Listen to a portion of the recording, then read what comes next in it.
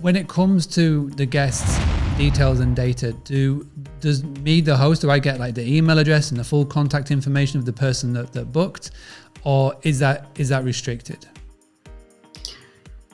Yeah, so first of all, I would say we take privacy very seriously at Peerspace, and so we make all efforts to ensure that a user is sharing only the information that they're comfortable with. However, there are certain standards that will happen when a booking gets made where we will put them in touch with their contact information directly. If they have a phone number on file that's been verified, they can coordinate additional details through there.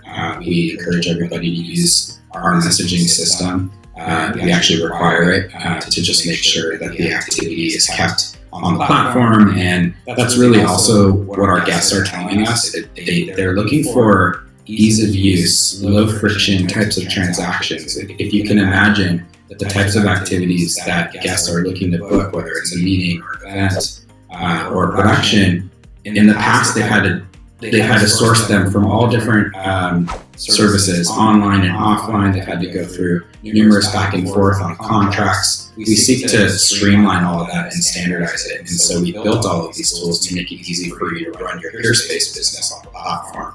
That said, we encourage hosts and guests to get the questions answered that they need, either prior to booking or after they've made the reservation request. And we work with them to allow them to communicate in the way that works best for them. The reason why I ask is that this is obviously a marketing podcast, and I've always got my marketing mind on when I think about these things. And you've got a guest that uses Peerspace to book for a meeting or something else.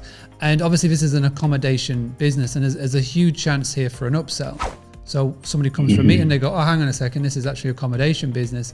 And you could say, thank you so much for using Peerspace. By the way, we also have accommodation as well. So next time you're in town, or if you need X, Y, or Z, we could accommodate you. Is that something that is allowed? That's right. And is encouraged? Yeah. Yes. In particular, that example you gave, Peerspace does not do overnight accommodations. It's not something you can book the space for. We're not in the travel business in that sense. Yeah. Now, certain hosts have that other business that they run, and I think it's perfectly fine for them to say, for this, if you want to do this transaction, it needs to be separate from your meeting rental, for example.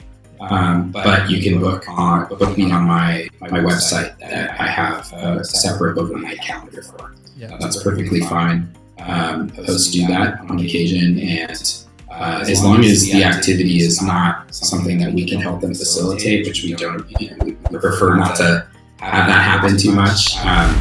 It's fine with us, and if it helps make the guest experience all that more better, so that they feel like it was a very serendipitous experience to be able to find this host on Peerspace, then that's great. Having a blast, gonna get it on the Bruce Lee podcast. Bruce Lee like Bruce Lee, cause it's so hard and the T is loose leaf. Making up those rhymes, don't write it, just do it loosely.